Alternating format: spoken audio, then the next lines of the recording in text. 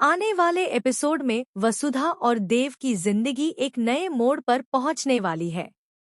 बाहर धूप हल्की है, हवा में ठंडक है और इसी माहौल में वसुधा हैंडपंप पर पानी भर रही होती है। तभी देव भी वहां आ जाता है।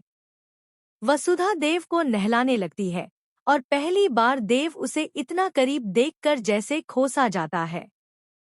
पानी की बूंदें वसुधा के चेहरे पर गिरती हैं। उसकी मुस्कुराहट देव के दिल में एक अजीब सी हलचल पैदा करती है।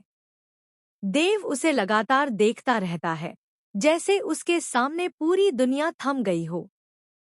वसुधा इस मासूमियत को महसूस तो करती है, पर बोल कुछ नहीं पाती। धीरे धीरे देव खुद को रोक नहीं पाता और शरारत के अंदाज में वसुधा पर पानी छिड़क देता है। वसुधा चौंकती है और हंसते हुए देव का हाथ हटाती है, पर देव फिर उसका हाथ थाम लेता है। वसुधा हल्की झिझक के साथ बार बार कहती है, देव सर, रहने दीजिए, मगर देव उसकी आंखों में कुछ और ही पड़ चुका है, प्यार, अपनापन और वो रिश्ता जिसे वक्त ने कभी नाम नहीं दिया। देव उसके करीब झुकता है, वसुधा के होंठ कांपते हैं, सांस रुक सी जाती है और अगले ही पल देव वसुधा के होठों पर एक नरम सा किस कर देता है। वसुधा शर्म से लाल हो जाती है। पल झपकते ही वह देव से दूर हटती है और घर की ओर भागने लगती है। लेकिन कहानी यहीं नहीं रुकती। देव भी उसके पीछे भाग कर आता है। वह वसुधा का हाथ पकड़कर उसे अपनी ओर खींच लेता है।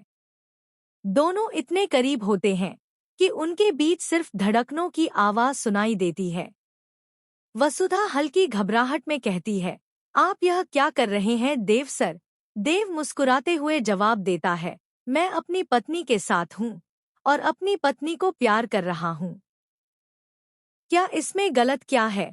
वसुधा धीमे स्वर में कहती है, आपको काम पर जाना था ना? देव उसकी आंखों में देखते हुए पूछता है, तो क्या वसु? क्या तुम चाहती हो मैं अभी चला जाऊं? या फिर मैं तुम्हें छोड़ दूं?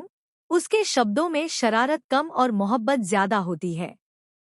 वसुधा घबराहट और प्यार के बीच अटकती हुई उसके होठों पर हाथ रख देती है। नहीं देव, आप मुझे कभी मत छोड़िएगा। मैं आपके बिना नहीं जी सकती। देव की आंखों में चमक आ जाती है। वह मुस्कुराकर वसुधा के गालों को छूता है और फिर धीरे से उसे दोबारा किस करता है। वसुधा भी इस बार देव को रोकती नहीं, बल्कि पहली बार खुलकर उसका साथ देती है। द